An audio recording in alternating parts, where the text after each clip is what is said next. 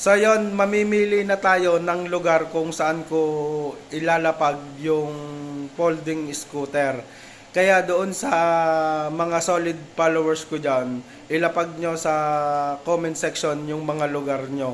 Para kung saan mas marami, doon ko ilalapag. Marami yung nagtataka bakit daw sa Santo Tomas ako lagi naglalapag. Yun po kasi, kaya doon ako naglalapag. Sila kasi yung may pinakamaraming comment. Kaya doon ako naglalapag. Ito yung folding scooter. Ipapakita ko lang sa inyo kung ano yung hitsura niya para may idea kayo. Hindi ko pa rin kasi nakikita to pero parang kulay, ano ba? Ay, kulay pula pala siya. Kulay pula siya, ayan oh. Kunin mo nga sila. Ito siya, kulay pula. Iangat mo lang. Maganda to kasi titingnan lang natin. Ayan po yung folding scooter. Ganito rin ang hitsura niya. Yan, ganyan. Maganda po yan. Worth 2.5 po yan. Ito yung ilalapag natin.